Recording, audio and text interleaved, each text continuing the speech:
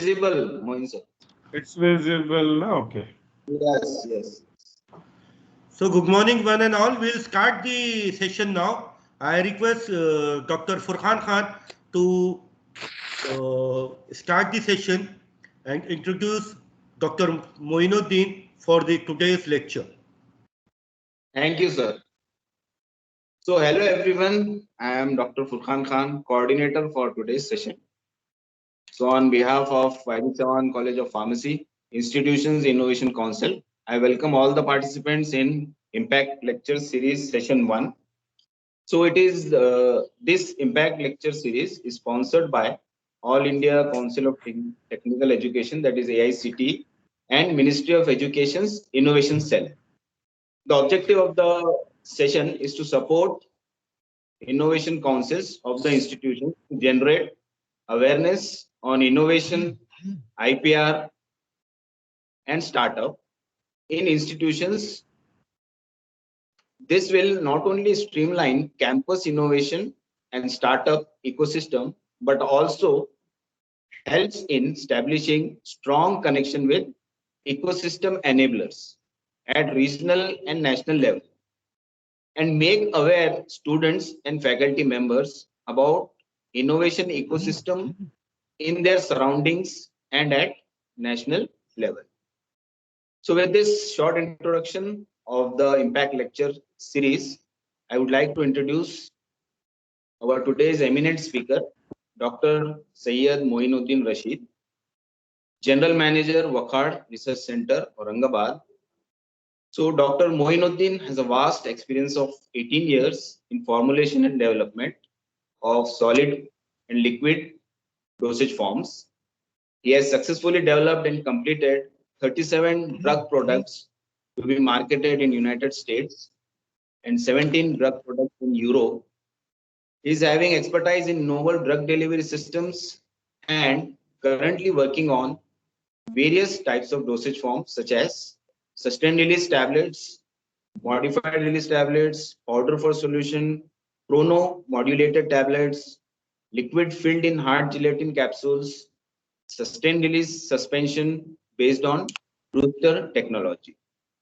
He has filed many patent applications, and to mention a few, WIPO patent application on chronomodulated bioequivalent formulation of a steroidal drug based on the geometry of the dosage form, and US patent application have been published for liquid filled hard gelatin capsule bioequivalent to innovator. Okay, now over to our today's speaker, Dr. Moinuddin Sayyed. Good morning, everyone. Dr. Furqan, just to add something in my that I'm a proud alumnus of YB Chavan College of Pharmacy, which you missed actually. Yes, we are proud of that, sir. Yeah. Because just I wanted before starting, just yesterday, we had a send off of Dr. Varda Bapat Madam, who was a lecturer in YB Chavan College of Pharmacy. So she was speaking about the college, and we discussed about YBCCP that right now it is the #1 college in the Marathwada region. So that is something we are always proud of, to go out and tell that we come from YB Chavan College of Pharmacy. Yes, definitely, sir. Okay. Acha, I'm audible to everyone, means voice is coming out clear? Hello? Anyone can. Hello? Because yes, your voice you are clear, sir. You are clear. Yeah, you are perfectly audible. You are audible, sir. Okay. So I'll start with my presentation. Good afternoon, everyone. I'm Moin. I'm working with Wakad, and I'm going to today deliver a presentation on innovations in pharmacy. I think is that for last couple of days I was having discussion with Dr. Furqan on what to present and all. So I have come up with a topic. I have been informed by Dr. Furqan that there will be quite few of BPharm and MPharm students. So I thought that first I'll take something basic and then I'll go to advanced application of the dosage form. And then before starting with the actual presentation, I would just like to highlight or regarding innovations in pharmacy when we say. So there are two types of innovations. One of the innovation is that where you work on all novel dosage forms, you develop new dosage form, you develop dosage form for a modified release, and you target a particular organ, and you target on working towards getting a better bioavailability and all. There are many of new dosage forms coming on right now.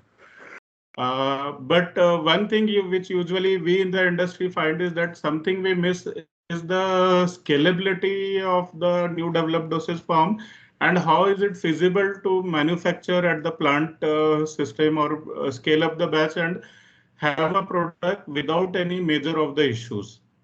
So basically in my presentation, I will try to cover I have taken one dosage form, that is the multi-unit particular system, multi-unit pellet system, which we call.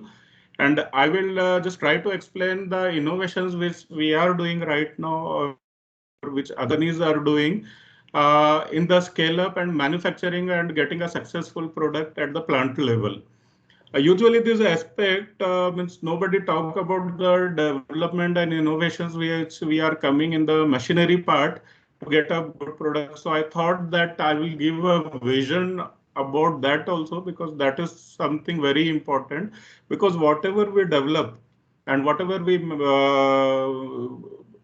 come to a formulation in R&D, it has to have means it should be scalable at plant, and it should have a means we should be able to manufacture it with a tighter controls and all. That is something very important.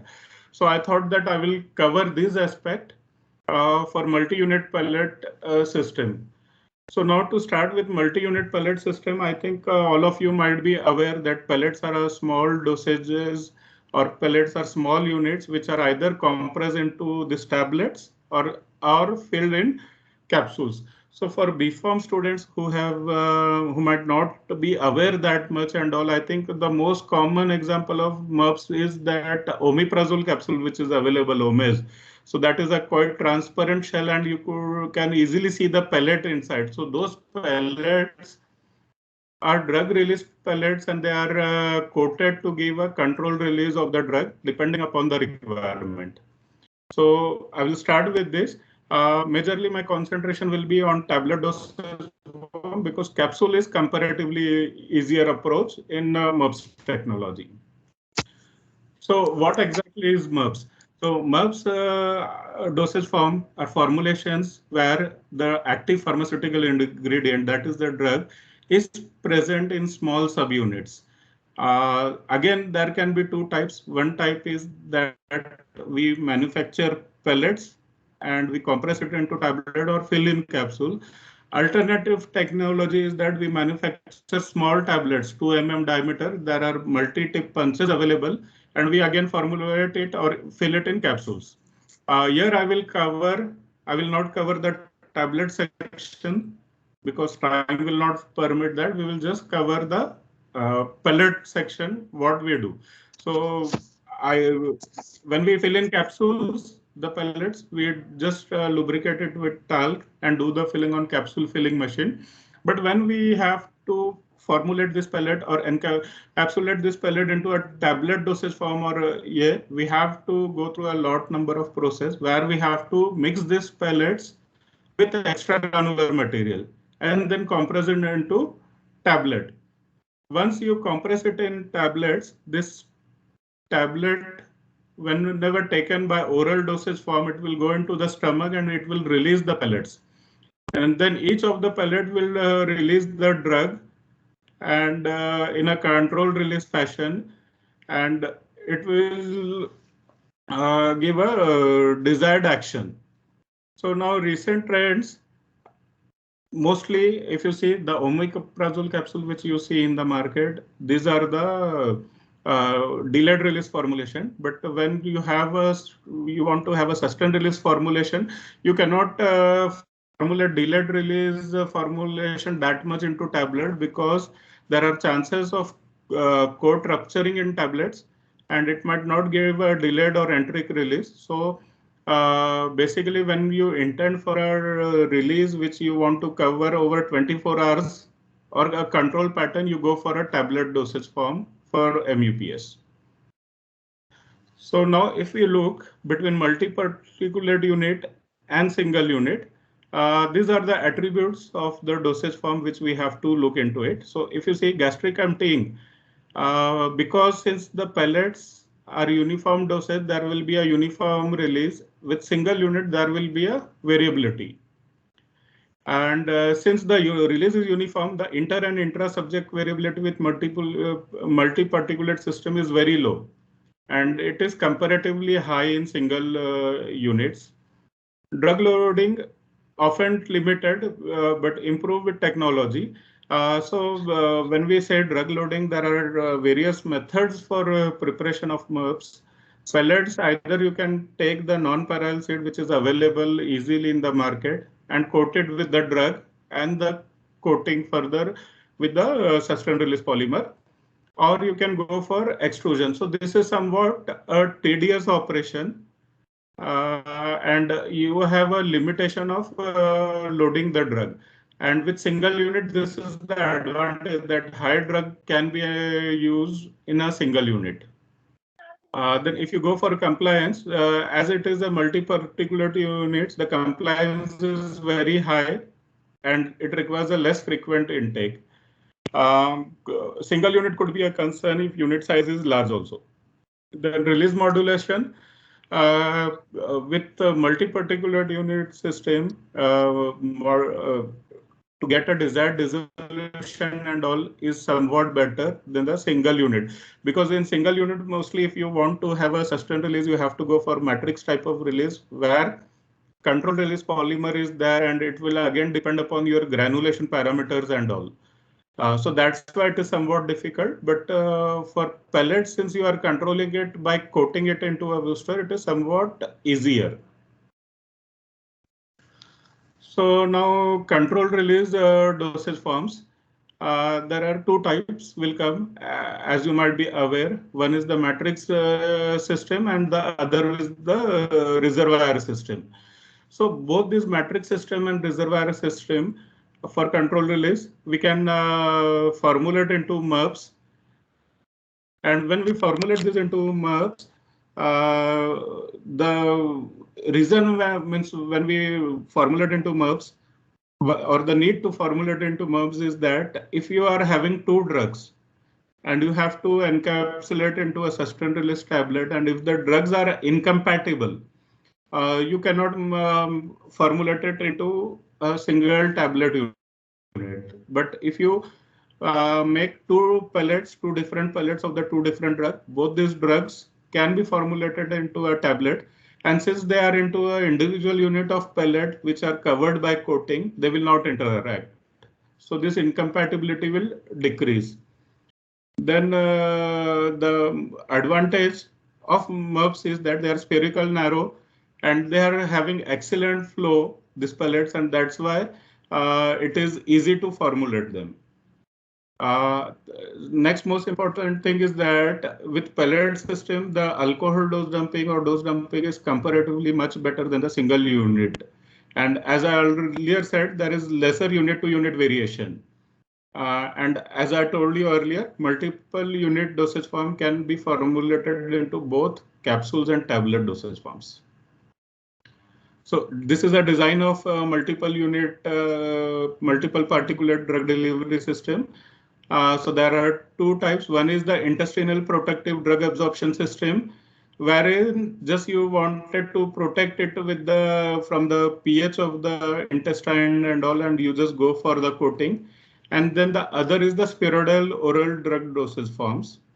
And if you see, you can program the drug release. Means once you, in case of MUPS, what you can do, you can program it by giving different percentage of coating to different pellets and formulating it. So it will give you the desired release at different time intervals. So the characteristics of pellets, as I already told you, they are spherical, free-flowing units, with improved flow properties. The size range of the pellet is usually between 0.5 to 1.5 mm. If you want to formulate something bigger than 1.5 mm, then there is no need to go for a pellet-based system. You can formulate into small tablets of 2 mm. And again, there are punches available with multi-tips to compress this 2 mm. And that is a totally different dosage form. And these tablets usually are if you go above 1.5 mm. Or if you manufacture tablets or small tablets of 2 mm, it is not again possible to formulate or compress it into a single unit. That is the reason these tablets above 1.5 mm, they can only be encapsulated into in tablets, because MURPs out of them, the coating will rupture because of the bigger size of the tablets or multi-tablets. 2 mm tablet, and there will not be a control release. That is why we don't prefer. And for any pellet range 0.5 to 1.5 mm, with obviously with a having a design of experiment and preparing a formulation with a good extra granular material and all, we can always formulate it into a single tablet dosage forms. So control release dosage form, which have gastro-resistant or sustained release and site-specific drug delivery. Basically, these are the type of release which we intend from pellets. That is either gastro-resistant, that is the perfect example is omeprazole capsules. And when you have to have a sustained release formulation, it is with pellets. The best example available in market is metoprolol tablets. And for site-specific drug delivery, these are not much into the market, but then these are when you intend to release the drug in the lower part of your GI tract, we go for a site-specific drug delivery by coating the pellets with a type of polymer which will resist the pH in the.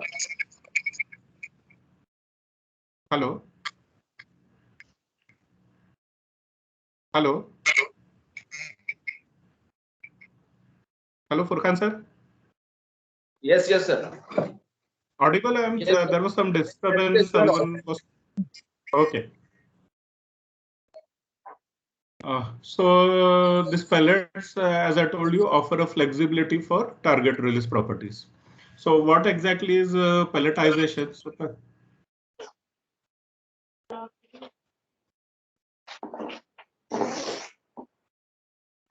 Hello. For pelletization, pelletization is nothing but the agglomeration process that converts fine powder of drug and excipient into free-flowing spherical units. And pelletization is referred to as a size enlargement process also. And here I have mentioned that a size of 0.5 to 2 mm is also desirable, but 2 mm pellets, of course, we can only encapsulate in capsules and not in tablets. And these are the pelletization techniques. First technique, which is the most common use technique, is the powder layering or suspension layering. For this powder layering and suspension layering, usually there are MCC beads available or core pellets are available in market. There are MCC pellets also and sugar pellets also. So we load the powder of drug on it, and then we again do the coating. And this is the example which I will discuss in detail as we proceed further. Second is the extrusion spiralization, which is also a very common method of manufacturing the pellet, and both these two methods are widely used in industries. And there are again two more techniques, that is the melt spiralization and cryopelletization. But unfortunately, both these dosage forms face a lot of challenge in scale-up process, and they are not much explored as of now. In this process, or in this presentation, I will just go ahead and detail with powder layering solution and suspension layering. And if required, and if you people are interested, maybe in next lecture or a few days after, we will discuss the extrusion spiralization also in detail. So powder layering. This is a diagram, and this is a quite whenever even if you put Google and put a powder layering, this diagram will be available throughout. How we load the drug powder on the pellet and how the pellet is formed. This is how the process take place. That initially this is the core pellet or the MCC bead, or this can be the sugar bead depending upon the requirement. You spray the drug solution or drug suspension in a machine called as Worcester. I think BPharm students and all. Maybe if you contact me and all, I will share some few videos of the pelletization process, which will help you to understand how we are spraying. So when you spray this powder or the solution or suspension, rolling process take place, and then the powder form from the suspension starts to settle on the pellets, and because of the rolling, then they start moving and they form a very uniform layer above the pellet. And as we go on coating and coating or loading, layer formation take place, and it is just like a onion structure. The core is inside, and then the pellets or the drug loaded part is above this. And once you go through this, once the drug is loaded, you can again go for coating. So there is possibility that this is the inner pellet, MCC bead or sugar. Then you can have 2 layers or 3 layers of drug loading, and then you can have number of coatings to get the desired dissolution profile. This is again the detailed as I told you, solution and suspension layering. So these are the layers which we can form, and you can see the colors. And sometimes what happens, we give different color to the coatings so that we can easily identify whether coating is taking place or not properly. This is the extrusion spheronization process. Again, extrusion spheronization, I will just briefly share the process. So what we do, we granulate the drug directly. In this case, there is no core pellet or MCC beads or sugar beads. What we do, we mix the drug with the material or with the diluent. We granulate it in RMG. Once that granulation is done, we have to give a very heavy granulation. Then we pass it through extruder. I think I'll come there. When we pass it through extruder, we get this type of extrudates. Just like, for example, जो सेवैया होते हैं. If anyone might have seen the machine, so you get long beads like this or long extrudates like this. So this is the exactly the extruder spheronization process is just exactly like making of sevaiyas, but we don't stop there. We go ahead, and from extruder, all these 3 steps, we go for a spheronizer. So spheronizer, there is a plate where you put these extrudates, and these extrudates, what they will do, they will when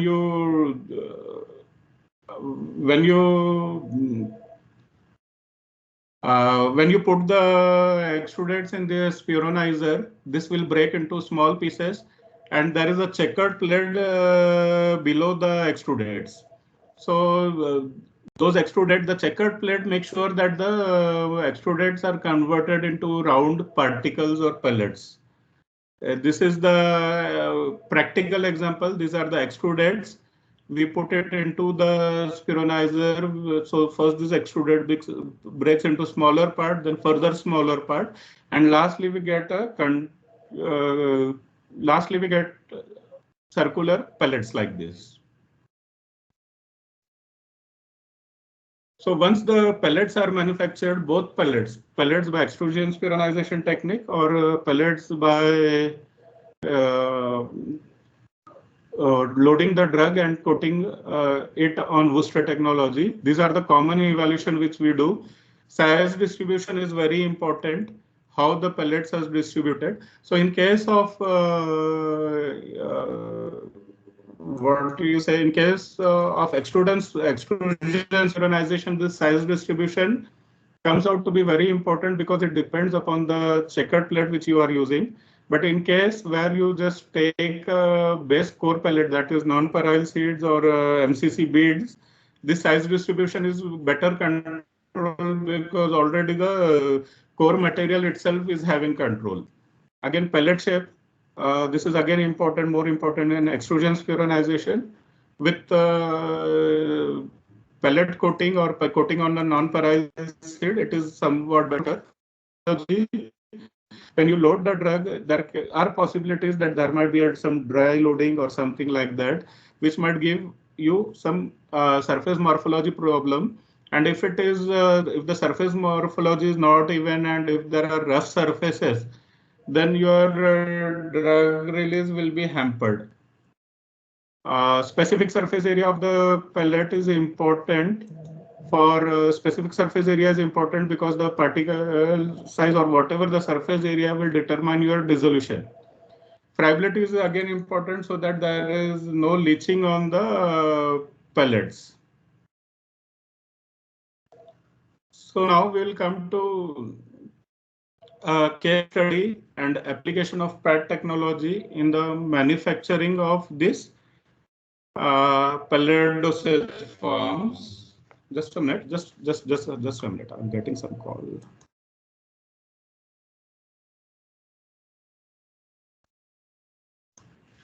So we'll take one case study and we will study application of PAT. So I'm just taking an example of MURPS. That is multi-particulate system wherein we are loading the drug on the non-parallel seed, that is the MCC bead or sugar bead.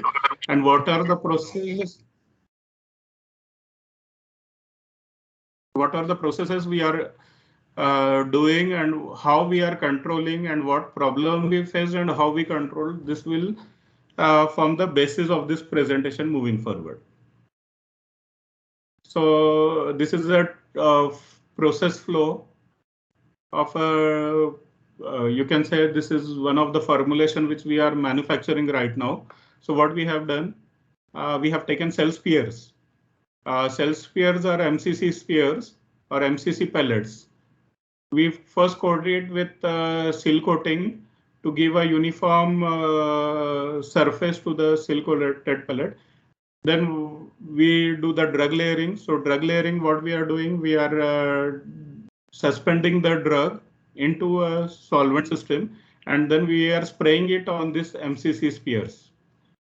Once this drug layering is done, we go out for extended release coating 1 and extended release coating 2. So these are two different type of coating.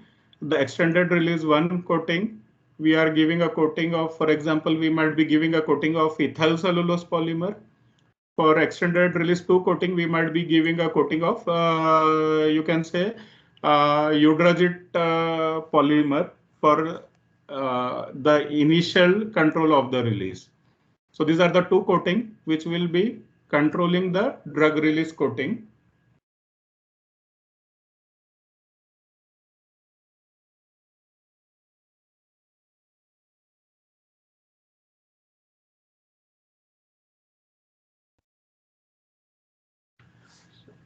So these are the ER1 coating and ER2 coating. These two release coating, they control the drug release from this drug coated layer.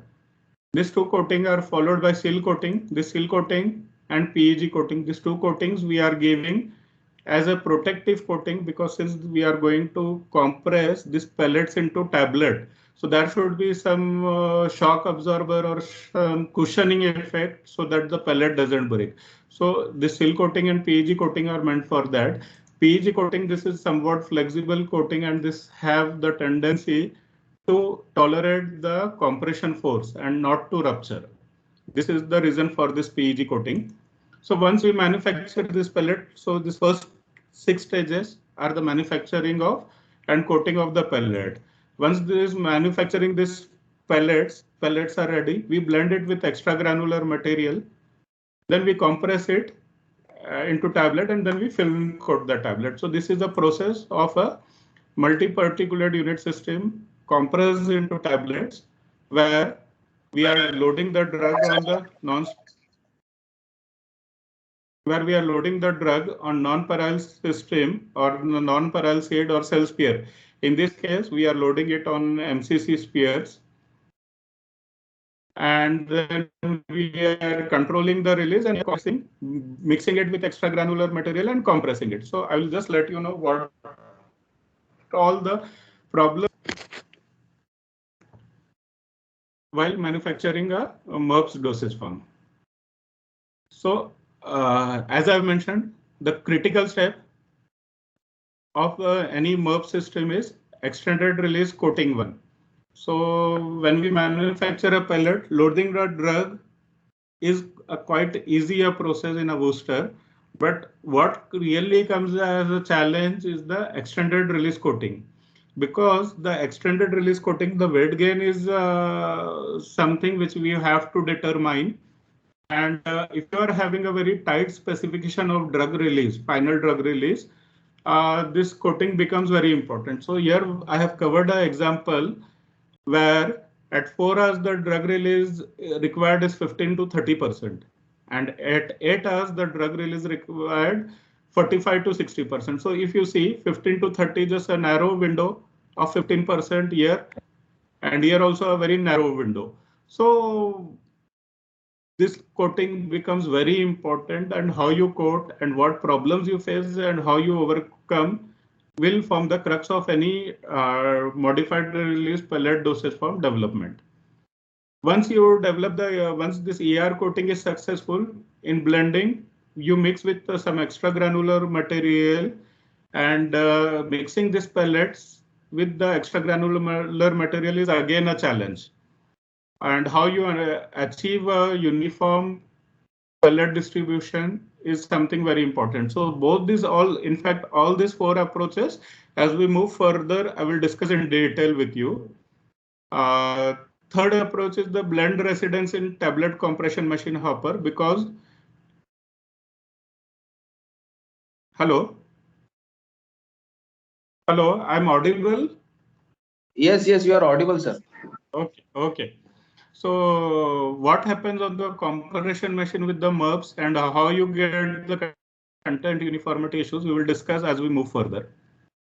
So we'll first take ER1 coating. So as I said, ER1 coating, during ER1 coating, what happens that when you develop the product at lab scale, you are coating 1 kg of pellets in a booster dosage form, and that is quite easy. But when you go for a bigger coating in a plant, where you are using a booster, in lab you use a booster which is having a capacity of 1 kg of material, and when you scale it up at plant, the batch size comes around to maximum batch size come to 620, 630 kgs. And the lowest most can be achievable or minimum is almost at least 120 kg. So what happens that during ER1 coating, the traditional systems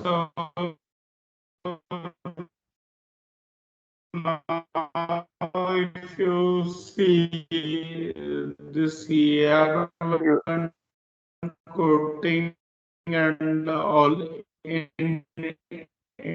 India, I think this process are available for over 10 to 15 years. All the industries are following this ER1 coating in booster. But a big disadvantage come in coating of this is that if you see, when you are coating normal single tablets, it is very easy to determine the weight gain during coating, that you take the initial weight of 10 to 20 tablets, weigh it, and as the coating process, you have to just keep on checking the weight of 20 tablets, and the end point will be where you achieve the weight. So it is very difficult to the weight. But in case of pellet dosage form, where the batch size is example for 620, and it is a closed system, not an open system, booster is a closed machine. So how you can have so trace technique of your target is so trace technique common use is that of the and the calculation and then understand whether it has been or not, then the booster machine and then again process with the remaining coating solution to obtain the desired weight gain. So this becomes actually a very tedious process, taking out 625 kg, unloading it them into almost 15 to 20 containers, weighing of each container. So this gives a time frame gap of almost 6 to 7 hours to complete this process. And what happens that if you give such type of break, the coating does not come out as a very uniform coating because of the break. So this is the problem which we face in extended release coating one. And how we have overcome or how we have skipped the process of taking out the complete material or complete 625 kg of batch and check the weight, I will discuss in detail in the next slide. So this is what we have done for ER1 coating. We have taken this different type of approaches, PAT approaches, to determine the coating, whether the coating has been achieved or not by PAT techniques instead of physical weighing of the blend. And these are the different techniques which we have taken. I will not go much into detail at this point of time with all this technique because of the time limitations, but maybe we can discuss it further. So these are the NIR technique. There is an offline NIR machine. We generate a library for NIR and we have developed a method and we have done a calibration model, established a calibration model. So we don't have to take out the complete batch. We just have to take out a few so for example, say 10 gram of quantity of pellet from the port and just do NIR testing and determine the weight gain. Second is the image analysis. So in this image analysis, we have just put a camera, which icon particle size characterizer, which measures the thickness or the morphology of the pellet. And between the initial morphology and end of the morphology, whatever difference is coming will give you the weight gain. This again we'll discuss further in detail. And then there is by pellet counting, there is a machine available now for pellet counting. You can count the pellet and you can determine the weight. That again, I will show you the machine. This is ethyl cellulose. For example, if you are giving ER1 coating of ethyl cellulose, you can make a method, HPLC method for cellulose content estimation. And you can check the weight gain depending upon the cellulose content. In this case, what we have done, we have used this ethyl cellulose content. First, we developed the method of cellulose content, and this cellulose content method we have used in this NIR to teach the NIR or to give input data based on this ethyl cellulose coating. And the calibration model we have for this calibration, we have used the results coming out of this ethyl cellulose technique. And then there is one more technique, that is the Raman. This is also ongoing with us and hopefully will be completing by the end of this year. So now coming to these approaches, again blending also, this I will discuss as soon in the individual slide for content uniformity and blending what we are going. I'll move forward and then I will come back again on this. So for approaches for weight gain estimation of ER1 coating, so the first approach, as I said, is FTNIR analyzer, where we made a library and now we have to just take out a few gram of pellet and put into NIR and it will give a clear-cut picture whether weight gain has been achieved. Now moving further, what we are doing, we are now putting the NIR probe directly into the booster. We are already into work of it. And as soon as the weight gain is achieved, we will teach the NIR about the wavelength where we target to achieve the weight. In that, once the NIR is calibrated, the machine will stop on its own. So that work right now is ongoing. Ethyl cellulose content estimation, this of course I told you this is a HPLC method, but it is a time consuming method, but we have used this method to calibrate the NIR method. Pellet counting I will show, and image analysis I'll show you in further slides. So these are the NIR cellulose content. So this is something which we did in our lab. And as I told you, the sample were analyzed by NIR spectrometry as well as HPLC. I think, yeah. So what we did, since our this is the different type of wet buildup, our target wet buildup was between 9.5 to 14.5%. This was the range. So what we did in the lab scale, we took out the pellets at different weight gains at lab scale, and then we did the cellulose content. And this cellulose content pellets, this is something which we took physically. Then we measured the cellulose content in this pellet, and then we subjected to FTNIR. Then we built up a calibration model between 9.38 to 15.44. So actually, this we started with 9.9%, but the buildup has gone more on this side, if you can see.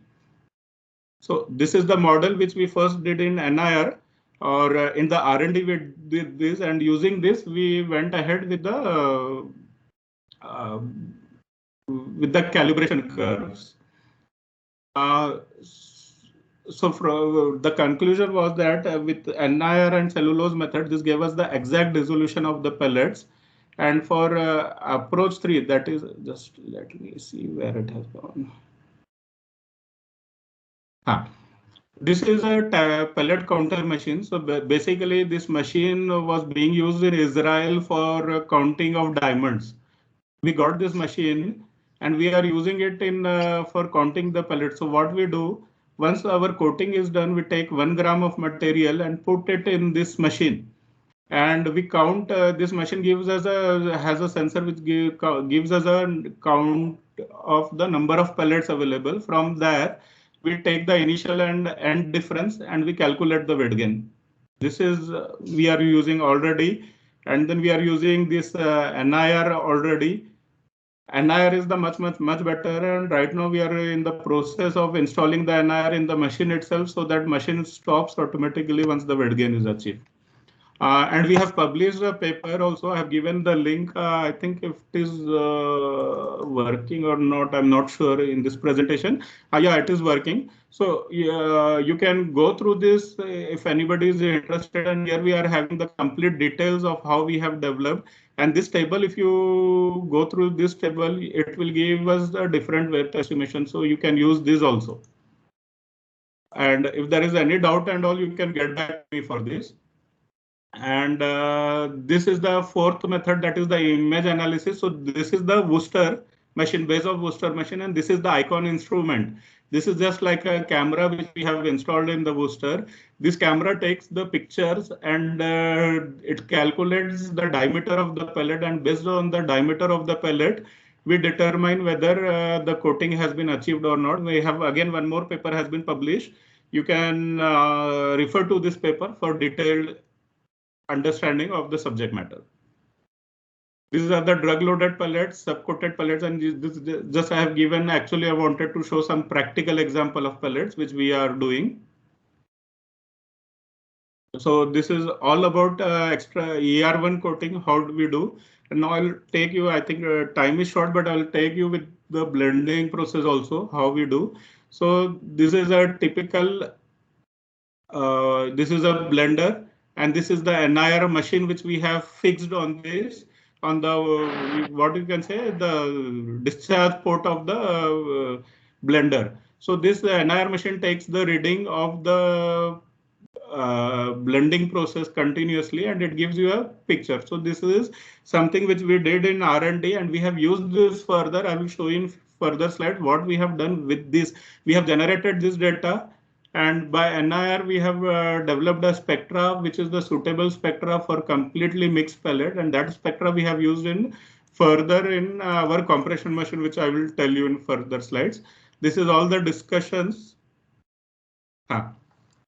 So now coming to content uniformity. So I will just tell you how we have used the blending. So what happens when you manufacture pellets, the density of pellets is on higher side, and extra granular material is on lower side. Pellet is, for example, 0.7 gram per cc. Extra granular material is 0.3 gram per cc. So if you go on with mixing of this, and compression. Due to difference in this density, there are chances that on compression machine, a segregation takes place. And that's why you get you don't get a good content uniformity values. And to avoid that, what we have done, these two systems have been set up. The first system of manual there are two systems. So the current system commonly used is that we blend the pellet and extra granular material, and then we just put it manually on the machine, which gives a lot of variation because of the long blending time. So what we have did two techniques. One is we have installed a instead of manual loading, we have installed the bin blender directly on the compression machine to avoid manual interventions, which gives you a more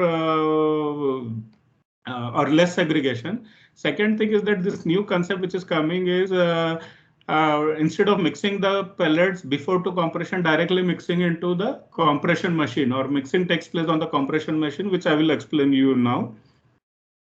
So with manual loading, when you do the compression, the AV value which is required for content uniformity limit is for AV value is less than or equal to 15. So see, you can see here, we are getting it all on higher side, 9.8, 16.5 and 21.5.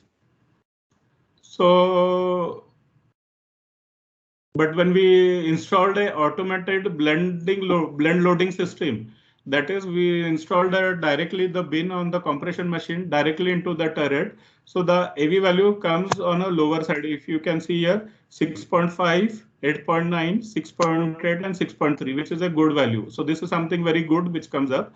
So installation of automated blend loading system gives or reduces the segregation. The second most important technique is coming up is the directly mixing it on the compression machine. So what concept has come? There are two companies, Jia and PAMGLAD, who have come with this concept. If you look at this diagram, what they are doing, this is your compression machine. Above your compression machine, they are giving two separate hoppers for loading of. In one hopper loading of pellet and in the other hopper loading of extra granular material. Then there is a mixer here. This mixer dry mixes the pellet, and the blending system which earlier I told you, that probe is fixed here and it measures the spectra. Once the mixing is achieved and uniform, it will go here and the compression will take place. So in this way, there is no time required for segregation. So this is exactly the Jia machine. So from this pipe, pellets will come. From this pipe, extra granular material will come. The mixing will take place here. And then there will be a probe here, which will measure the mixing, and the blending wire, which I earlier showed you. From that library, we ensure that the mixing is taking place, and here once the material is mixed uniformly, it will immediately go into the turret and compression takes place. This is the Jia machine, which is available in Belgium, and at Wokhard we have procured this machine.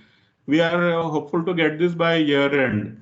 So with this Jia machine, again you can see the acceptance value have come out very good. As with manual, the AV value was going about 21.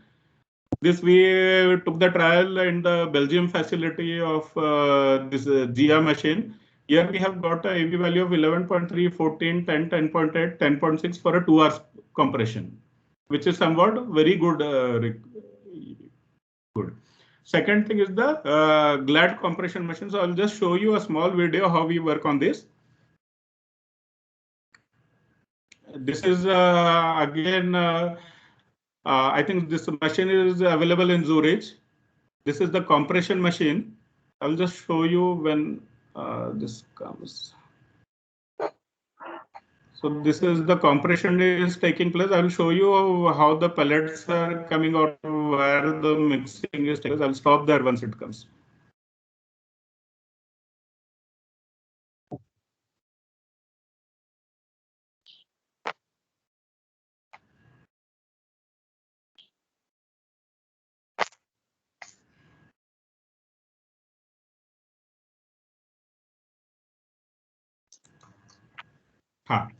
So this is the compression machine, Fetech compression machine. This is a mixer where the mixing takes place, and I will start the video. You can see the. So in this machine, from one side the extra granular material is coming, and from the other side the pellets are coming. They are getting mixed here. Here we have put a NIR probe to ensure that uniform mixing is taking place. And with this mixing, we monitor it into software. On this laptop, we monitor the spectra and all, and we determine whether the mixing is going on properly or not. So this is the PLC of the machine. So, and just to show you one more thing, this GI machine, apart from this two poles or two hoppers, you can fit multiple hoppers here.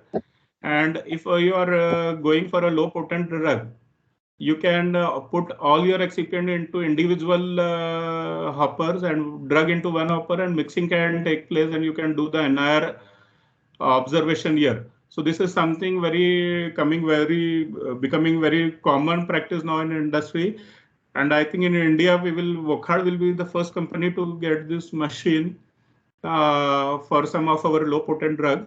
And we will be targeting this in October next week. We'll be targeting the commercial batches for this. So with this GLAD compression machine, again, we have done this trial in their Zurich facility. And we have run this for almost 3 years. 3 years, you can see the acceptance value of 8.2, 11.9, 10.6, 6.1. Since we don't give much chance for pellet to segregate, since this is going to be a continuous online mixing. So the residence time of the tablet on compression machine of the blend decreases, because of which we don't get much of segregation. So this is the idea behind online mixing directly on the machine rather than mixing it separately and loading it through hoppers.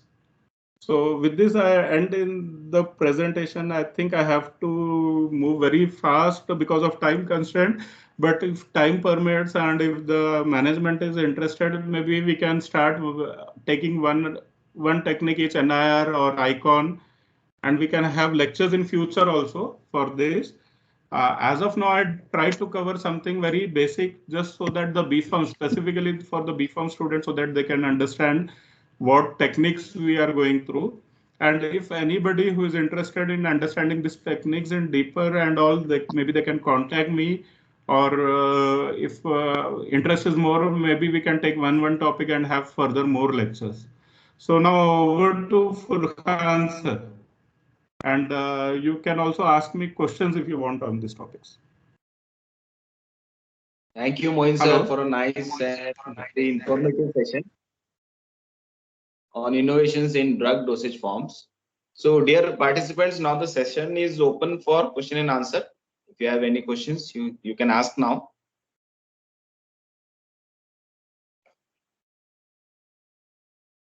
Or you can post it in the chat box. You can write in the chat box.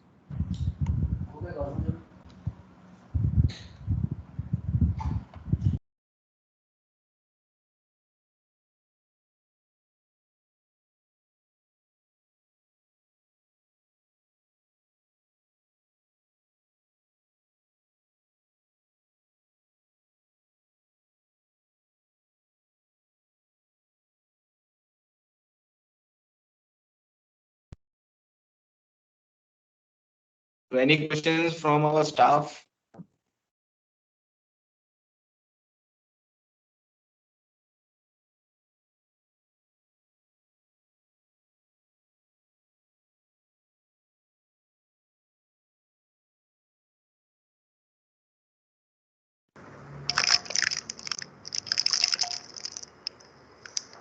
Good afternoon, Devyan sir. How are you? Lecture, sir.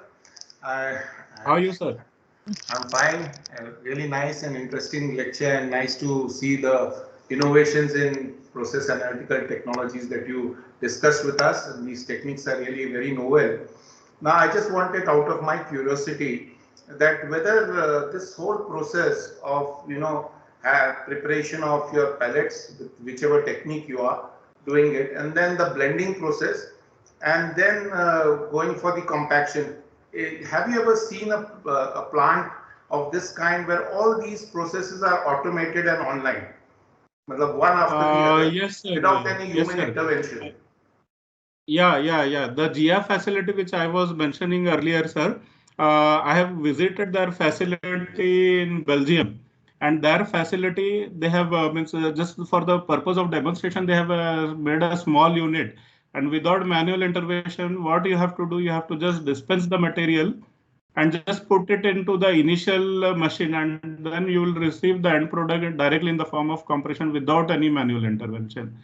That is there, but as of now, that is something very costly which is going on, and in India it will take quite some time to adopt to that process. But that process is already there, and some companies like Glaxo and all, they have already taken the system and they are working also with that continuous manufacturing system. And that is really a good facility. So that is available. And I have witnessed a few trials over there. When we went to evaluate this machine, they gave us the demonstration for that machine as well.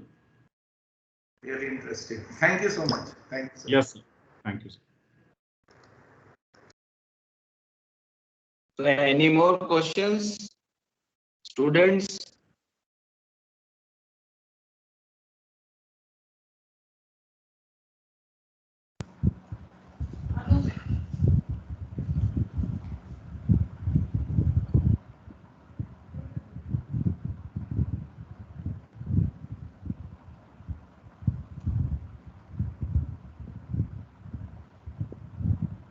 So I think there are no more questions, sir. Okay.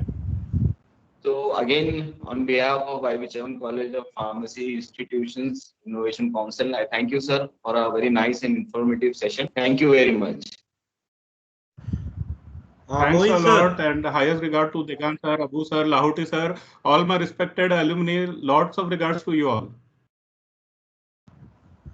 Mohin sir, on behalf of management, chairman and all, I thank you for giving your precious time, and we'll hope that you will always be there for YBC CPA. And yes, I am you always will cooperate with there us, for and you will YBC. give your time. Yeah. Okay. Thank you very much once Okay, again. thank you. We'll stop the session here. And we are having another session which will start up immediately. Okay. Thank you very much, Mohin sir. Thank you. Thanks a lot. So, dear participants, for our next impact lecture session, I would like to introduce the eminent speaker, Mr. Vijay Kumar Shivpuje. Shivpuje sir is an entrepreneur, mentor, patent agent, startup owner, and facilitator.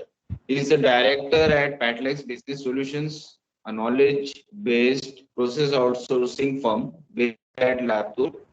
Patlex Business Solutions is working with industries, startups, researchers, institutes, industry associations, and individuals in domains like patents, trademarks, industrial designs, competitive intelligence, trainings, etc.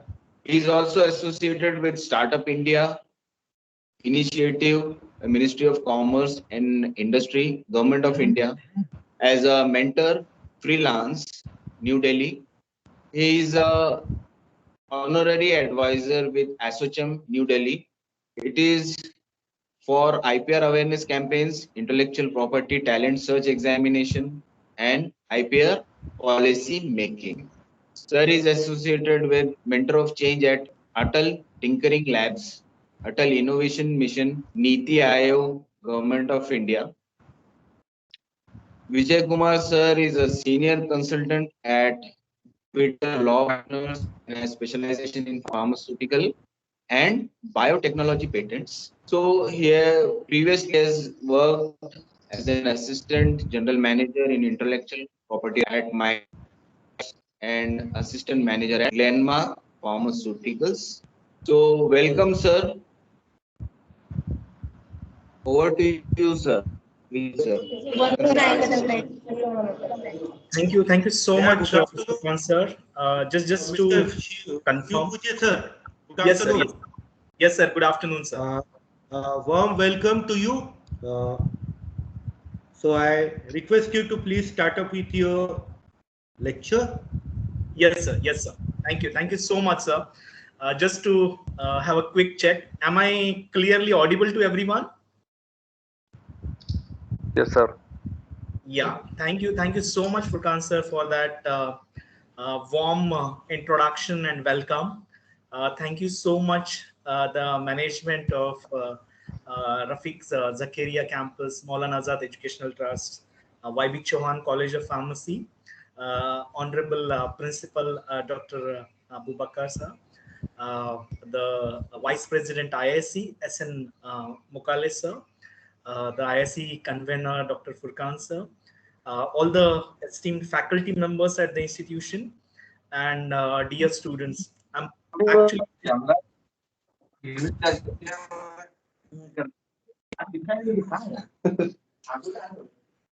Yeah, I'm actually feeling privileged to be part of this particular Impact Lecture series because I have, I would say, very close connection with Aurangabad as a city, and I really love the city. I was there for a couple of years, and one thing about YB Chauhan College of Pharmacy. First of all, congratulations for your NIRF rankings that you have got this year, and you are actually the flag bearer for the entire region as far as the pharmacy education is concerned. To be honest, wherever I go, many times people approach me and ask me rather, are you from YB Chauhan College of Pharmacy? Because I've been connected with the institute, the faculties, many of the, I would say, the students as well, and many of my close friends are from YB Chauhan College of Pharmacy. It's a pleasure for me to be on this virtual platform because I've visited the institute a couple of times. I've been coordinating with lots of faculties and students as such. And so when Furkan sir mentioned about this Impact Lecture series and we have to do it for the students, I was very much happy to be part of this. So when we are thinking about, also I must thank Dr. Moin actually for taking the setting that pace for the entire session Impact Lecture series with the innovations that he mentioned about the way the innovations are happening in the pharmaceutical industry specifically. So when we think of innovations, one of the important thing that we have is intellectual property rights, or what we typically call as patents. मुझे याद है 10-15 साल पहले जब कोई किसी को patent बोलते थे तो it was like a really big thing actually happening across the world basically. But now we are in an era where there is a lot of awareness, IP awareness, everyone knows it, how the patent system works. They are working they are filing the patents for the research, and thanks to the maybe the NIRF rankings, the NAC or NB accreditations, or I would say something like IIC that your institution has got. Now there is a lot of awareness. Everyone wants to know what are these patents, how to get them granted, and where is that role of intellectual property rights basically when we think of about the pharmaceutical industry specifically. Presuming we have most of the students, undergrads and postgraduate students who have joined for this particular session, as well as I can see some of the faculty members as well joining for the session. Got it a blend of the things which would be relevant for the students as well as the faculty members, which would help them understand how it actually helps for their career, as well as how it actually helps in terms of growing as an individual, as a professional, as a pharmacist actually. So it's just not about the IP providing you career options basically, but beyond that, IP is something which is really crucial if you want to grow in terms of your careers within R&D. Whatever Moin sir mentioned in his previous talk, all these things when we think of when we think of innovation, it needs to be protected as well. Reason being, if we don't legally protect it, someone else may be in a position to copy it very easily. And that's the reason we need to ensure that we are protecting our inventions. We are also protecting the activities that we are doing, maybe during our masters, undergrad projects, or even research for that sake. And especially like जब हमने pharmacy join किया, first year diploma या first year B Pharm में आप लोगों ने जब join किया होगा, that is that point of time we have been told again and again by our seniors, by our faculties, like by our friends, that like pharma is a research based industry. यहाँ पे research में बहुत opportunities है, and that is so true. For those industries which are research based, we have got something called like patent as an intellectual property right.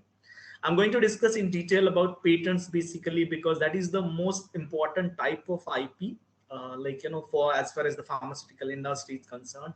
But let me tell you, students, especially if you are doing your undergrad or postgrad, IP career opportunities is also something which is really crucial. You have a lot of opportunities not only in pharma but beyond pharma as well. Once you are an IPR expert, when you are a patent expert, when you are a patent agent, basically that point of time there would be immense opportunities coming to you actually, and not only as far as the careers but even during the entrepreneurship as well.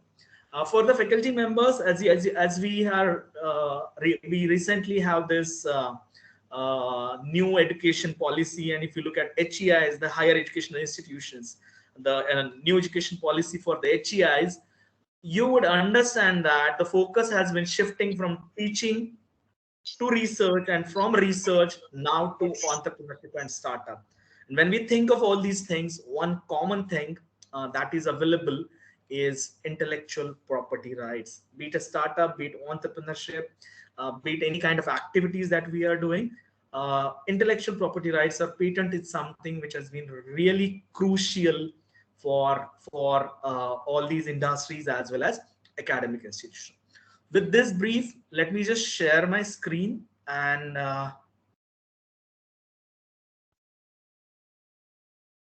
then start with my actual presentation. Just to confirm, is my screen visible? Yes, it's visible, yes, sir. Yeah, thank you so much. So I'm going to speak on role and application of intellectual property rights in pharmacy. That's the topic allotted to me into this online impact lecture series under ISC at YB Chauhan College of Pharmacy in collaboration with MHRD's innovation cell and such. Now, when we think of pharmacy, as I said, pharmacy has been a research-based industry, and we have actually got a lot of innovations or inventions. And in fact, Dr. Moin rightly mentioned about that as well. Now, when we think of this, these rights basically need to be protected as well, and these are protected under something called as a patent. Now, why patents, or what is the significance of patents specifically as far as the innovation ecosystem or invention ecosystem is concerned? A reason being, like for example, we know a drug, the costing required for a drug to be discovered may be anywhere between 15 to 20,000 crore rupees.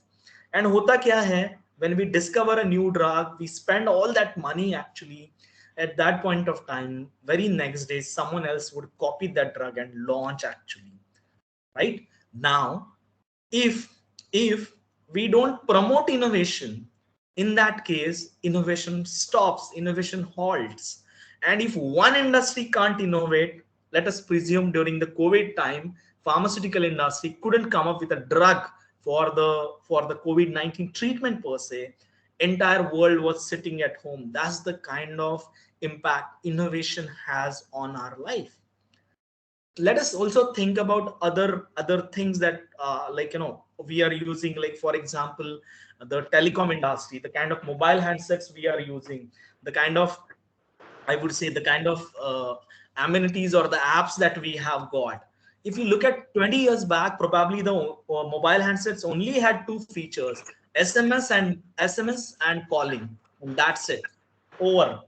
Now, we won't be in a position to use those kind of mobile handset today, because there is a immense innovation that is happening. We are coming up with newer apps, newer features, and that is making our life so easy, basically, right? So all these innovations, because all these innovations also required a lot of cost involved in it. To promote that innovation, we have a system called intellectual property rights. Basically, these are rights. When we say rights, these are legal rights provided by the government. So government of India provides these rights for you. These are exclusive monopoly rights. Matlab kya hai? Like, I'll tell you one example which every one of us can very easily connect to. So we had this movie called Three Idiots. Three Idiots movie mein we have Mr. Funsuk Wangdu, who is an innovator, जो कुछ innovation कर रहा है. And then we have Chatur Ramlingam, his classmate or a friend. Chatur Ramlingam comes down to meet Funsuk Wangdu to get some signatures actually. Why? Because Chatur Ramlingam wants to commercialize few products, but he doesn't have the rights. Who owns the rights? The legal rights are actually with Mr. Funsuk Wangdu, right? So these are monopoly rights. When we say these are monopoly rights, these are the rights which are, I would say, Furkan sir, there is a slight background noise. Can you just check if we can mute that person? Yes, yes. Yes, sir. So when we think of patent, requested to put off your mics and cameras. yeah, thank you so much, Furkan.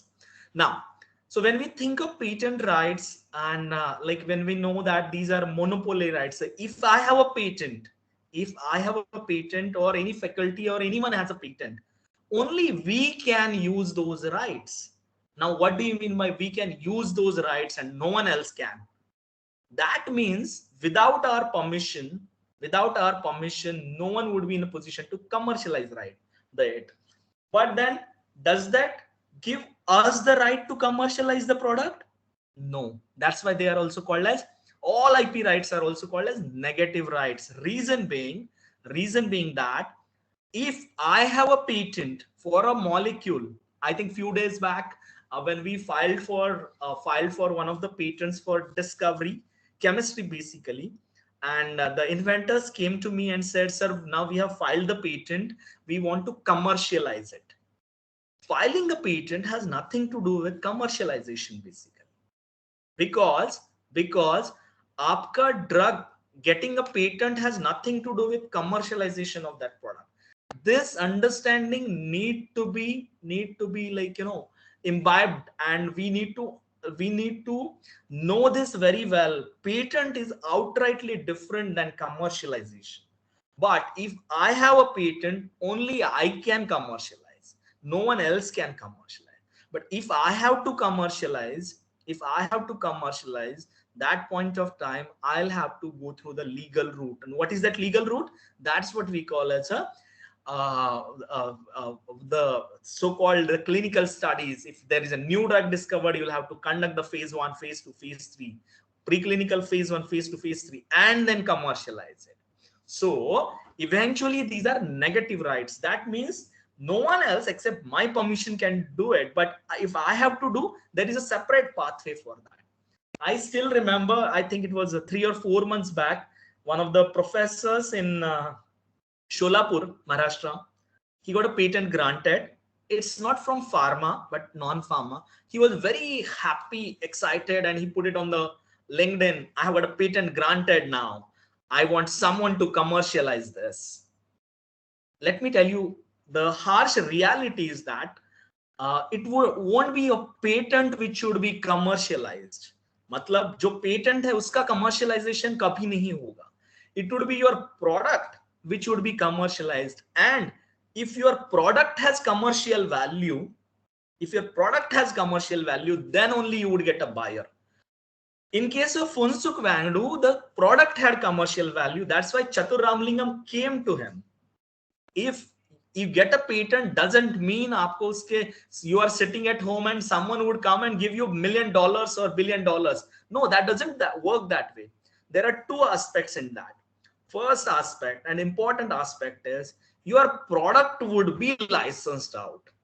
अभी अगर मेरा product license out करना है, in that case, if I don't have the legal rights for that, the other party won't need the license. They would just take that product and sell that. They don't need you in that case. But in case I have a product which can be commercialized and that product is patented as well, then that party is dependent on you. This is very important. Unfortunately, kya hua hai?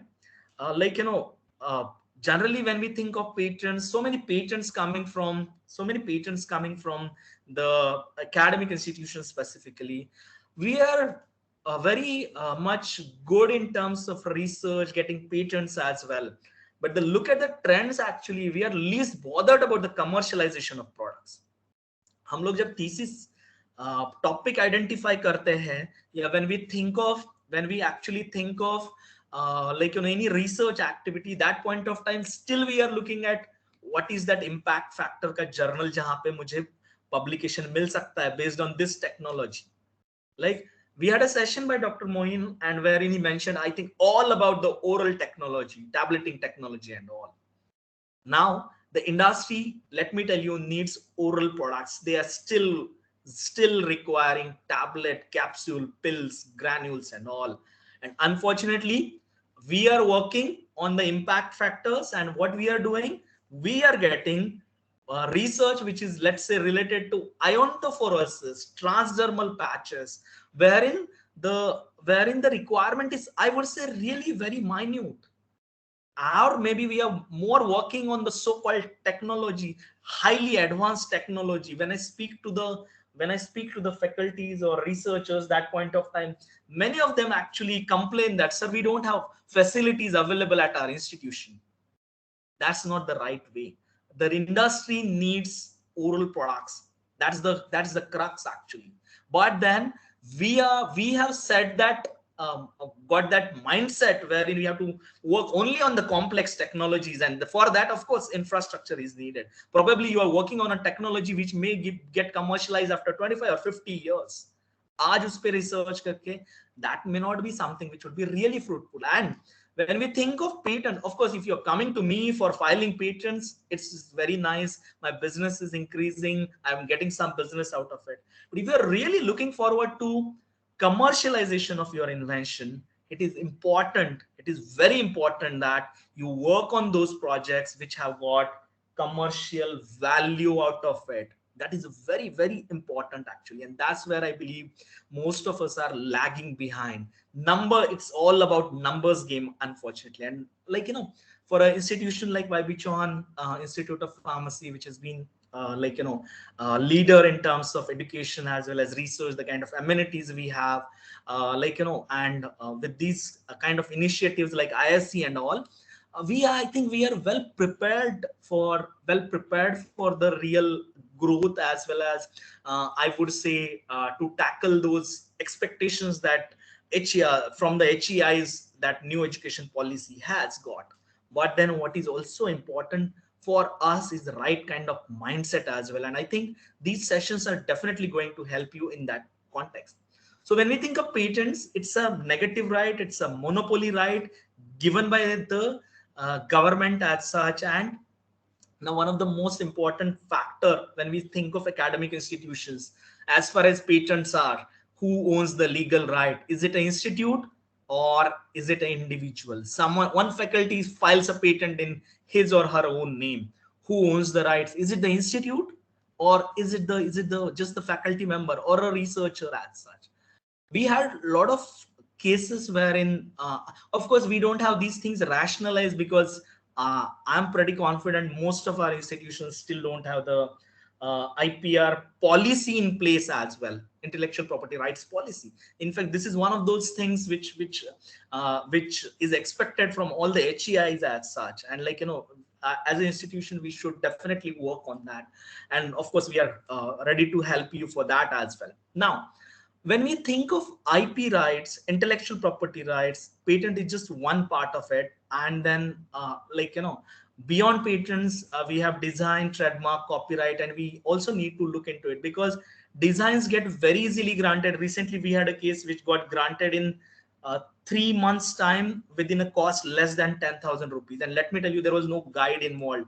Just 3-4 bacche the, and they came up with a mask actually, the shield, face mask kind of stuff, which got actually granted within 3 months time.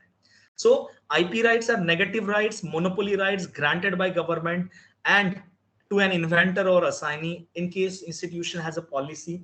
And now is, I think, the right time wherein institution ke liye fees has been cut down by 80%. You need to have the IP policy in place. You need to have some kind of guidelines who can file basically. Is it the institution? Because now the fees for individuals and institution is exactly same. What is happening out is, unfortunately, if faculties are filing a patent in their own name, that data is not getting traced by the agencies to give the credit to the institution as well. I think that is also one of the important thing.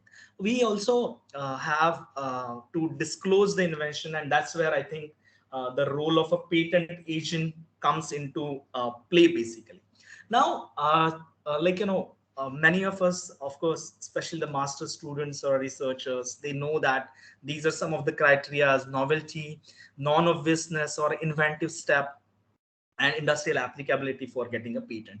Now, patent milne ke liye you need to have, now we are very good at novelty because we ensure that jo literature survey kar rahe hain, usme we have more I would say we ensure that our invention is new basically. But then there is a secondary criteria which is very stringent, and let me tell you, most of the patent get rejected because of lack of inventive step, or what we also called as a non-obviousness. And the last criteria is industrial applicability, which is generally for pharma is not an issue basically. What I'm going to cover today in my session is also very basic fundamental concepts or the questions that have been asked again and again to me for during my all these sessions actually, wherein with respect to patent filings as well as patent grant, that entire journey basically. When should I file the patent application? So when you know that patent is giving you some value as an individual, as a professional, when should you file? If you have an idea in your mind, you can file the patent application right at this stage. Reason being that for a patent to be filed, you don't need to carry out the studies in your lab.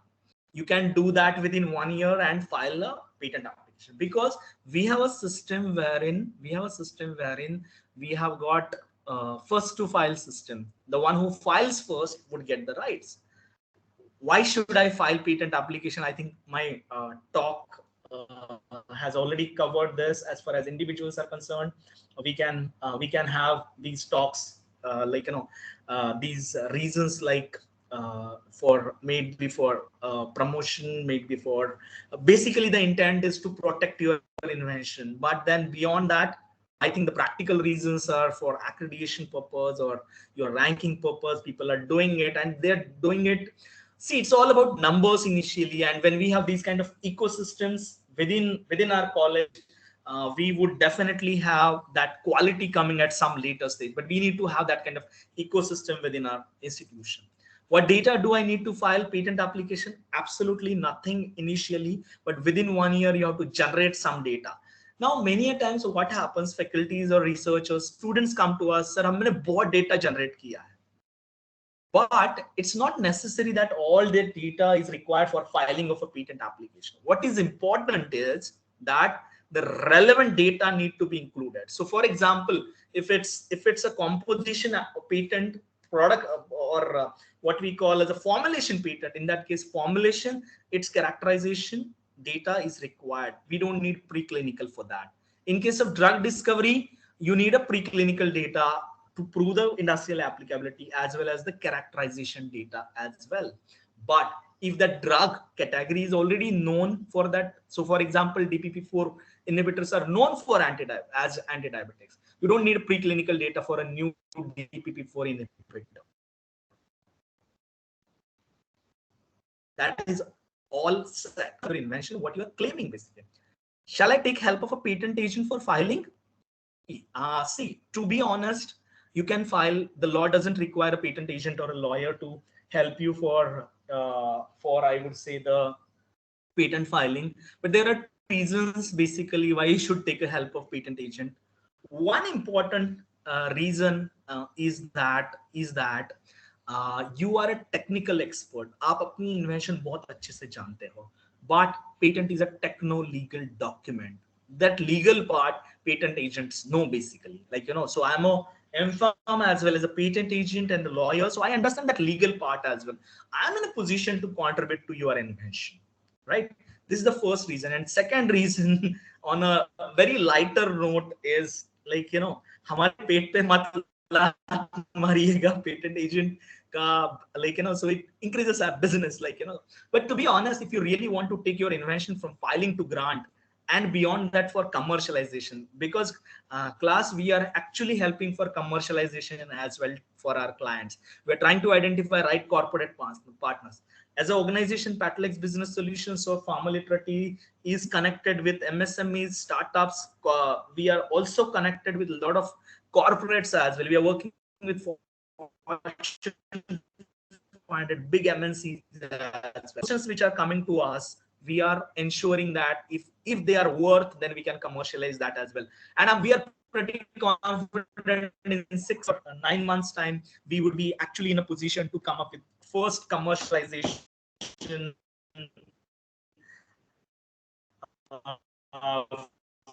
from our end as far as the so as a patent agent, of course, we have got those privileges to understand both technology as well as legal aspect. But beyond that, I would say, as an organization, we are helping for commercialization. Can I publish my research before patent filing? आप अपना public research publish नहीं कर सकते. Can you do that after? Yes, absolutely. After filing a patent, you can publish your research as well. Can I commercialize my invention after patent filing? Yes, absolutely. But before patent filing, no, it's not allowed. How much is the cost for patent filing? Officially, the cost for institution has been now at par with the individuals. So the cost has been reduced by almost 80% now. And the entire cost, I think, if someone is really interested, can get in touch with the ISC convener coordinator for this program and get my number directly. Now, can I file patent application without telling my guide? Now, ये थोड़ा सा funny लगेगा, but then I had one particular case. Nashik का student थी rather, she called me up. Sir, मुझे एक patent file करना है, but मुझे अपने guide का नाम नहीं include करना है. Can I do that? Actually, legally speaking, yes, she can do that, because the institute doesn't have an IPR policy. Aapke ex-employees, can they do that? Yes, they can do that.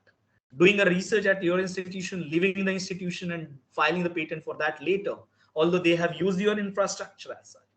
But then how can this be avoided? This can be only avoided by having that IPR policy in place.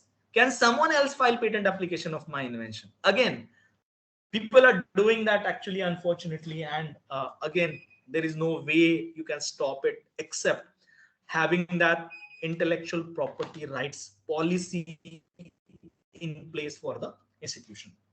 The next thing that I have is a patent filing to grant. That entire journey called as prosecution. When does the patent application get published? Remember that application gets published after 18 months, and a publication doesn't give you an assurance that the patent gets granted as such. So publication of application doesn't assure you a grant. So application gets published 2 times. One as a publication application and second as a granted patent. The grant may need 3 to 4 years time generally on an average. Okay. But nowadays in expedited cases, recently we got one patent application which is granted within 3-4 months, but then the certificate would get issued within 7 or 8 months time as such. Now, What is the cost after patent filing till grant? Again, the same answer. Get in touch with me if someone is really interested. Can I commercialize the invention after grant? Yes, absolutely. Even after filing the patent, you can commercialize, but not before the filing. Would I be Funsuk Wangdu once I get the patent granted? Agar mujhe patent mil gaya, to would someone come? Would there be a Chatur Ramlingam sitting in US? Koi mera friend hai jisko ye patent pasand na gaya, and he would give me a lot of money. I would be a billionaire or millionaire in a minute. No, class. That's not the truth. The harsh truth is that it's not the patent, it's the technology that gets commercialized, and you need to understand what is that technology.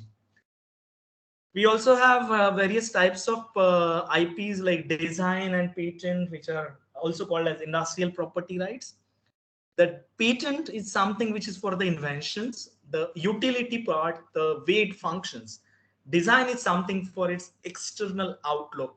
Like, so for example, koi instrument banaya aapne, wo kaise dikhta hai basically. All those things are the ones which are protected under design. I think we can have a separate entire session as such as far as design is concerned.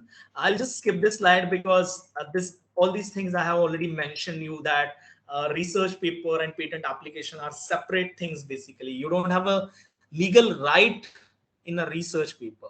So for example, one of your faculties has got a great invention.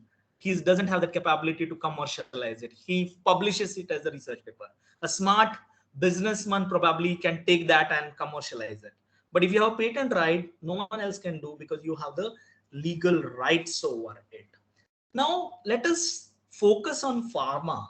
Pharma mein kya hota hai? What are those things which are patentable in pharmaceuticals and what are those things which are not patentable? Pharma is always under scanner as far as the patent office or the global, even the media is concerned, as far as pharma patenting is concerned, because it is always about patents versus patients. Now, when we think of Indian Patent Act, we have 4 clauses which deny the patentability to pharmaceutical inventions. 3D, which doesn't allow new form of known substance. 3E, mere admixtures, combinations are not patentable. Method of treatment under 3I, not patentable, and traditional knowledge not patentable. Now, let me segregate into different sectors now. Polymorphs specifically, or a salt, ester, derivative, those chemistry faculties or researchers working in that domain, you can't get it unless and until you have an enhancement of therapeutic efficacy. Those who are working in pharmacology or pharmacognosy, medical use, the second medical use, sir, हमारा पुराना drug वो anti-diabetic था, हम उसको anti-psychotic कर रहे हैं, can't get granted. But there is a way out if you put it in the proper format. If you have a smart attorney, then this can also be done. Mere admixture, मैंने 2 herbs लिया है, they are not known for the treatment. Both of them are individually known for treatment of diabetes, but now I'm mixing them. Mere admixture, not patentable, but if it shows synergy, then for sure it is something which is actually patentable. Traditional knowledge, not patentable. Like for example, haldi or herbal products. Now, herbal product can be patentable. The curcumin per se as a product cannot be patentable. But आप curcumin का कोई product बना रहे हो, which is a solid dispersion or a nanoparticulate which is enhancing its solubility, in that case, it would be something which would be definitely patentable. It's not the herb, but it's end product. So for example, solid dispersion or nanoparticulate to increase its solubility, or if you prepare a product with a test masking or what you also call as, which doesn't give the staining effect for the haldi or herbal, in that case, it can be definitely patentable as such. As I said, why do patents, most of the patent gets rejected? Because of these sections, non-patentable subject matter as well as obviousness. Novelty बनता है हम लोगों का जो invention है, because we do literature survey, therein we have these confidence that, and to be honest, the literature survey done by all of you is usually correct and the inventions are novel, but incorrect claiming, especially in case if you are drafting your own application, that rejects your patent basically, and non-patentable subject matter. So you need, at times, if your invention is among those combinations, method of treatment, herbal, you need a smart person to draft your patent application. Let me take you one by one through all the departments that we have. Like for example, in case of pharmacology, we can have inventions like dose determination, dosage form determination, dosing regimen determination, method of administration, or method of treatment. Of course, these are patentable globally, but कुछ चीजें India में नहीं patentable होती है. But then, as I said, it all depends on two things. One, the way you draft it, and the second, who is the controller, basically. In that case, how he interprets the, although the act is same, the interpretation for various things is actually different, actually. Like, so that's what in pharmacology. So whatever research you are doing in case of preclinical, for example, you are identifying some dose, put it in a proper shape and it may get granted, basically. Pharmaceutics, I still remember जब मैं 2005 में first job मिला मुझे after doing my M.Pharm pharmaceutics, my boss told me, Vijay, Ceutics में formulation में whatever you do gets patentable, provided it has those criteria of novelty, non-obviousness, and industrial applicability, which are actually covered. वो अगर होता है तो Ceutics में हर चीज, at least India में patentable. Chemistry, new drugs, absolutely. New process, absolutely. Only problem with chemistry is that if you come up with a polymorph, or if you come up with a salt, ester, derivative, prodrug and all, it should show some therapeutic efficacy enhancement. Now, this has been really very crucial. Indian patent law globally, jahan pe bhi discuss hota hai, this one clause of section 3D is something which has been discussing again and again, and rather than discussing, it's been debated again and again, actually. So that way, this particular, I would say, for chemistry people, you need to ensure. But then new drug agar hai, and I would suggest, let me also recommend few what you can do as far as thesis is concerned. Pharmacology, if you're working, try to work on new drugs rather than older drugs, basically. Major problem in case of pharmacology. If you're working on an old drugs, then try to come up with work on the drug repurposing, actually. So old drugs, unconventional route, and come up with a new indication, basically. In case of Ceutics, absolutely, again, my suggestion is working on the newer molecules or newer drugs rather than just merely doing some research on nano, and stick to orals. The best advice, stick to oral dosage forms only. It works really well as far as commercialization is concerned. For chemistry people, again, if there is a chemistry professor here, try to work on processes rather than products. I won't recommend to work on drug discovery. Reason is very simple. None of the Indian pharma industry is in so much of long period of time has succeeded to come up with a new drug and get bad as we are moving ahead, and a lot of, I would say, the patents are just lapsing because novelty inventive, let's say patent grant ho raha hai, but where is the value? None of them have succeeded. Rather than that, I would prefer you working on processes for preparing a new drug. What new drugs? I'll tell you, there are few drugs wherein all these industries are not in a position to come up with new processes, good processes, economical processes, change. And let me tell you, for chemistry people specifically, because this is that one part which has always been neglected as far as the academics is concerned, academic research is concerned. I'll tell you something. The recent policy shift in government of India's policy with respect to the chemicals and fertilizers and pharmaceuticals has provided a lot of opportunities for pharmaceutical chemistry people. Key intermediates, starting materials, KSMs. Now there is a huge kind of burden on those who are importing. So this industry is going to work really well in near future as such. So you have a lot of opportunities, faculties and students, if you are doing research in chemistry, work on new molecules, work on processes, just forget about those so-called new drugs.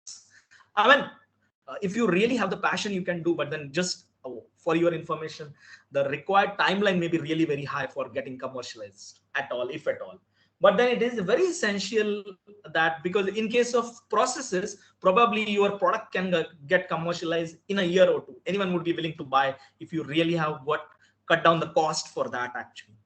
Pharmacognosy, again, neglected area. Herbals are patentable. There are a lot of misconceptions. Herbal inventions are patentable. Look at this actually. We have got a lot of examples. Herbal inventions mein jo patentable hai.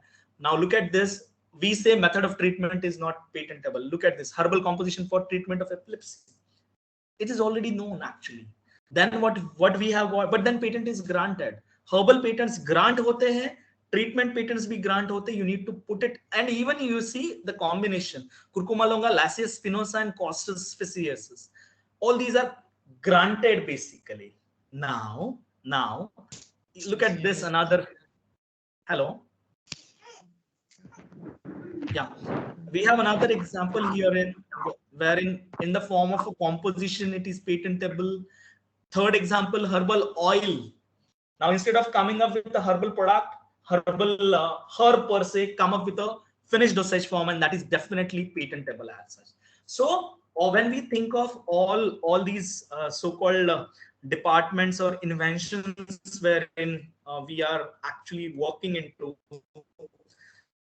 that point of time, I would say very essential for all of us to understand that the kind of legislation we have, or the kind of law we have in terms of patents for your research can be granted. What we need is right kind of mindset, and we also should, as a IISc policy, or I would say as an institution, we also should also encourage getting the products more commercialized, just rather than filing a patent and getting it granted just for the numbers sake.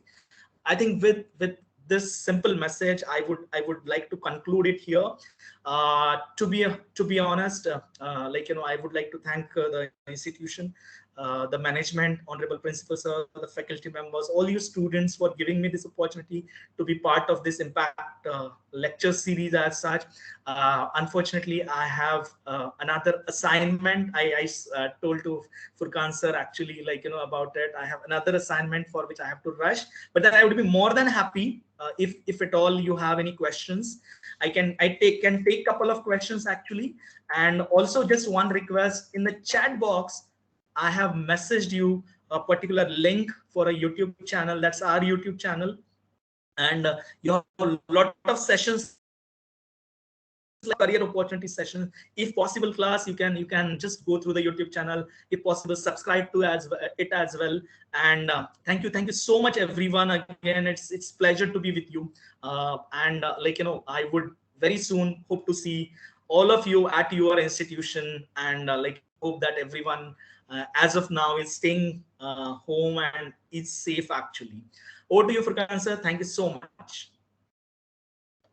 Thank you, Vijay sir, for an excellent session on the importance of IPR in pharmacy.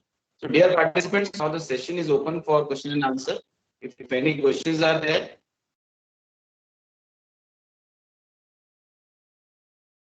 Hello. Yes, sir, I'm Dr. Lam. Sir. I would like to ask a question that if someone needs to file a patent, does he or she need to share the complete patent detail with a patent agent? Yes, absolutely. You can share it, but before that, you can actually sign the so-called confidentiality disclosure or non-disclosure agreement as well. So you have to believe you are patent agent first of all. And to be honest, since I'm associated with the institution, and not only YB Chauhan College of Pharmacy, we are associated with at least 40 pharmacy colleges. All inventions are coming to us, and we are professionally dealing it actually. You have to share the invention under CDA so that I can actually, I cannot file on my name, or I won't share it with anyone else. Does that make sense?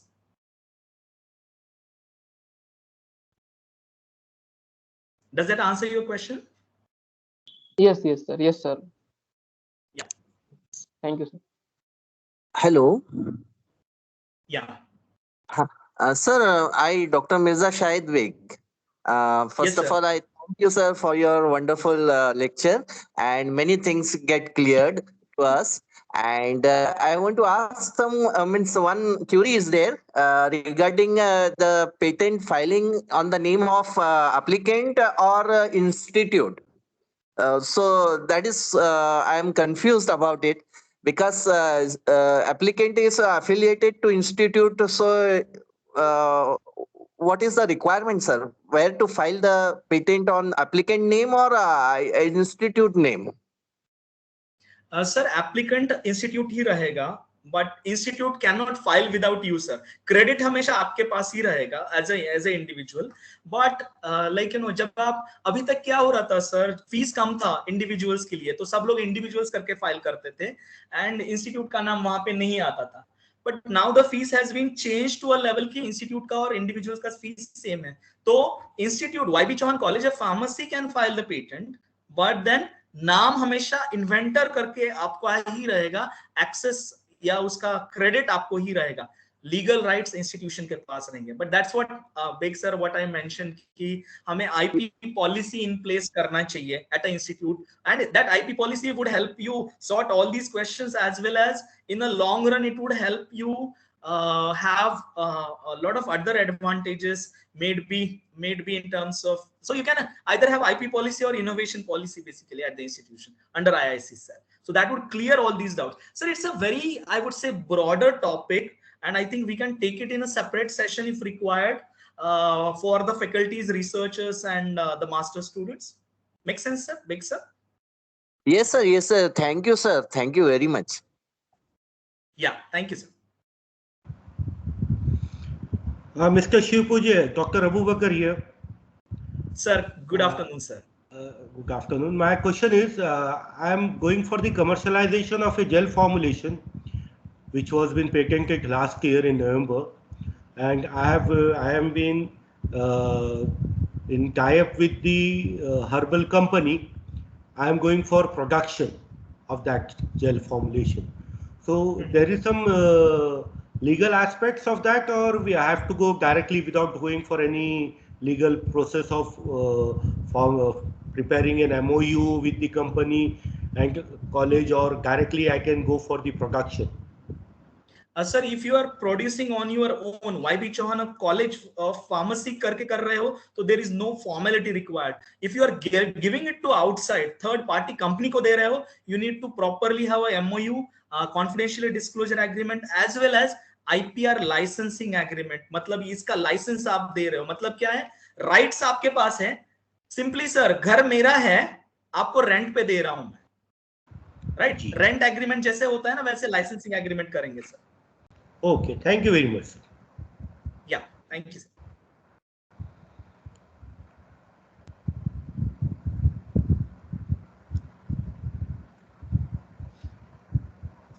So I think no more questions are there. See, the feedback e-assessment link is posted in the chat box as well as in the WhatsApp group also. So you need to fill the feedback form and e-assessment form to get the certificates. One more thing, Furqan sir. Yes, sir. I just want to apologize to Mr. Shivpuje that we can't change the timing because it has been published and it has been circulated all over.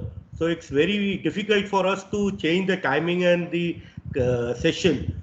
So you have no, to sir, adjust I it. think yeah, no sir, that's understandable. Only thing is like what happened is the other assignment that I got is about to get started in next 3-4 minutes, and that's the reason I told Furqan sir I'll manage it for sure. And sir, to be honest, I look forward to have more sessions with you as an institution. Kabhi bhi aapko kuch bhi chahiye, like and very specific topics, maybe we are working with few institutions about how to increase your NIRF ranking as well. How is it working as well? And we are doing it all free of cost, sir. We are not charging anything specifically. We would be more than happy to discuss with you again. You can be in contact with Dr. S.R. Lahoti. Then we'll discuss and we'll have one session of NIRF also. And one more thing, that if you have told us day before yesterday, we should have done it. But when we have circulated all the flyers as well as the link and everything, so it's become very difficult for us to change within the 24 hours. So if you have told us. Yeah, absolutely. I can understand. I think there should not be any issues. I hope I did justice to the topic given to me within the specified time. Yeah, you have done the justice, but just from my side as a in-charge principal, I should convey this to you that this is just the technical issue for which we can't change the session. Once again, on behalf of management and on behalf of chairman and all the trustees and from all the teaching and non-teaching staff of YB Chauhan College of Pharmacy, I like to thank you for your precious time and the knowledge which you have shared with our staff as well as with our students. That is tremendous, very helpful for us to go for the future endeavors. Thank you once again, Mr. Shiv. Sir, and bye everyone. Take care. Yeah, over to you, Furhan sir. So at the conclusion of this first session of Impact Lecture Series, so see, my request is to all the participants, don't leave this WhatsApp group because we are going to organize second session of Impact Lecture Series also. Okay, so on behalf of Institutions Innovation Council, YB Chauhan College of Pharmacy, I would like to express my gratitude to all the esteemed delegates of the webinar for their presence and contribution to make this webinar a grand success. I extend my gratitude to our management, Principal Dr. Abubakar Bawazir, Vice Principal Dr. Santosh Mokre, IQAC in charge Dr. Degan sir, NIRF coordinator Dr. Lahoti sir, IPR activity in charge Dr. Samshetty sir, ICT committee members Dr. Ismail Mozam, Mr. Altamash Ansari, and all staff members to make this event a grand success. A special thanks to the principal, Dr. Satish Jairam and Mr. Syed Zakir of Institute of Hotel Management for providing IT support for the webinar. And lastly, looking forward for the second session of Impact Lecture Series that will be conducted probably after 10 days. So don't leave the WhatsApp group for the second session.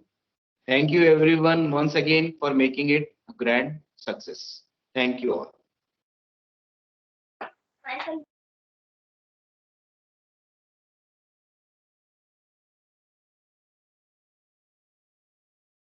Zakir sir. Excuse me, sir.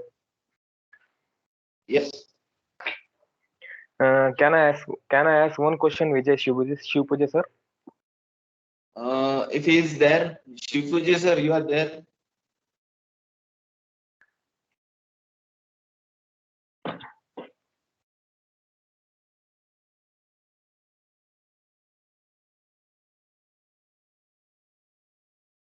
No, I think he has left. Okay. Don't worry, we have to arrange one more session with Shivpujya sir. So at that time you can ask your question. Sir. Okay, sir. Zakir sir, Thank you, sir. we can end this session.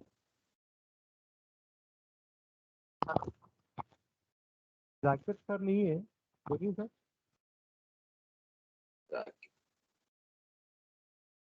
Hello. Hello. Hello. हाँ sir, Zakir sir नहीं है, बोलिए. हाँ, end कर session.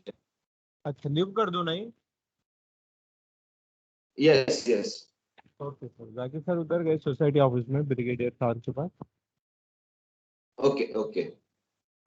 ठीक है, leave कर देता हूँ. Okay. Bye.